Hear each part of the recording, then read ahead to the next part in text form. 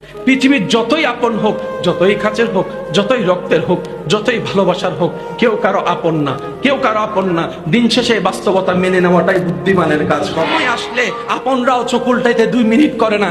এমনও বাস্তবতা দেখা যায়, যাকে এক সময় আপনি খাওয়াইছেন সেই আপনার পাত থেকে ভাতের পাত কেড়ে নিয়ে যাবে। যাকে আপনি হাসির ব্যবস্থা করে দিয়েছেন, থাকার ব্যবস্থা করে দিয়েছেন, সেই একদিন দেখবেন আপনার জায়গা দখল করার জন্য পাইতারা প্ল্যানিং করতে থাকবে, পাইতারা প্ল্যানিং করতে থাকবে। যাকে একটা ব্যবসার রাস্তা করে দিয়েছেন, সেই দেখবেন একদিন আপনার ব্যবসা বন্ধ করার জন্য সে পাইতারা শুরু করবে। মনে রাখবেন, এই পৃথিবীতে চিরবাস্তব কষ্ট হলো মেনে নেওয়া দরকার। সেটা হচ্ছে আপন বলতে কেউ নাই, প্রিয় বলতে কেউ নাই, লাভ দেনেওয়ালা কেউ নাই। কিন্তু মনে রাখবেন, একজনে আপনাকে বারবার ভালোবেসেছে, ভালোবাসছে, সেটা হচ্ছে উম্মত হিসাবে আপনার নবী আপনাকে ভালোবেসেছে, রব হিসাবে, বান্দা হিসাবে আপনার রব আপনাকে ভালোবেসেছে। হাজারো টেনশনের ভিতরে আপনার আমার জীবনে যাই ঘটেছে, যাই ঘটছে, যাই ঘটবে, সত্যি করে একটা কথা বলেন, ইমাম হুসাইন কারবালার ময়দানে যেই কষ্ট, যে পরীক্ষার সম্মুখীন হয়েছেন, সেই কষ্টের সামনে আপনার আমার কষ্ট কোনো তিল পরিমাণও জায়গা আছে? ইমাম হোসাইন যে লেভেলের কষ্টের সম্মুখীন হয়েছেন, ওই কষ্টের সামনে আপনার আমার কষ্টের কোন অস্তিত্ব? কিন্তু ইমাম হোসাইন বলে, তোমার চোখের সামনে সন্তান মারা যাবে, হা হুতাশ কইরো না, রবের উপর সন্তান। এখানে মূল্যায়ন নাই, যাওয়ার দরকার নাই। যেখানে আপনার ব্যবহার, ভালোবাসার, মায়া, মমতার দাম নাই, যাওয়ার দরকার নেই। দরকার হলে একা বাঁচেন, একা চলেন, একা বাঁচেন, একা চলেন। কারোর সামনে ভিক্ষার হাত পাইতেন না, যে হাত রবের দরবারে পেতেছে আজীবন সেখানেই পেতে যাব। কারোর সামনে দুনিয়াবী বিষয়ে মাথা নত করার দরকার। আত্মসম্মান নিয়ে চলবে।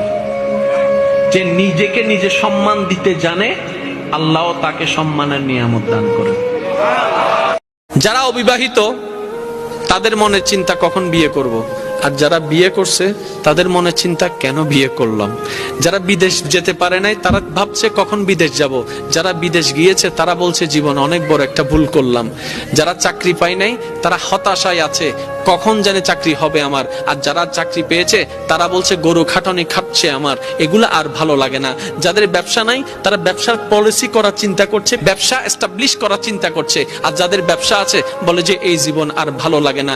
যাদের বউ নাই, তারা বলে যে কখন জানি বউ আসবে আমার ঘরে। আর যাদের বউ আছে, তারা বলতেছে আহারে কেন যে আমি এই ফুলের মালাটা গলায় নিলাম। যাদের স্বামী নাই, তারা বলে যে আমার তো কোনো কিছু নাই। আর যাদের স্বামী আছে, তারা বলে যে স্বামীটা পাওয়ার চাইতে না পাওয়া অনেক ভালো। আপনি যদি একটু ঠান্ডা মাথায় খেয়াল করে দেখেন, পানেওয়ালা যারা, তারাও অসন্তুষ্টি, না পানেওয়ালাও অসন্তুষ্টি, কোটিপতিও অসন্তুষ্টি, গরিবও অসন্তুষ্টি। তাহলে সন্তুষ্টি কারা? তখন ইসলাম উত্তর দেয়, পাও কিংবা না পাও, যতটুক পাও, কম পাও কিংবা বেশি পাও, সর্বদা যদি সুখী থাকতে চাও, পাও না পাও সর্বদা আলহামদুলিল্লাহ বলে আল্লাহ শুকরিয়া আদায় করতে থাকো। পাইলো আলহামদুলিল্লাহ, না পাইলো আলহামদুলিল্লাহ, গেল আলহামদুলিল্লাহ, না গেল আলহামদুলিল্লাহ। তুমি শুধু আপন রবের প্রশংসা খুশি মনে করতেই থাকবা। তোমার অশান্তি অন্তরে আল্লাহ পাক শান্তির ব্যবস্থা করে দিবেন। বলেন সুবহানাল্লাহ। আপনার আমার এই যে যা আছে কিচ্ছু শান্তি, আজকে থেকে আলহামদুলিল্লাহ বলবেন। কি বলবেন? আরেকটু জোরে বলেন, আজকে থেকে কি বলবেন?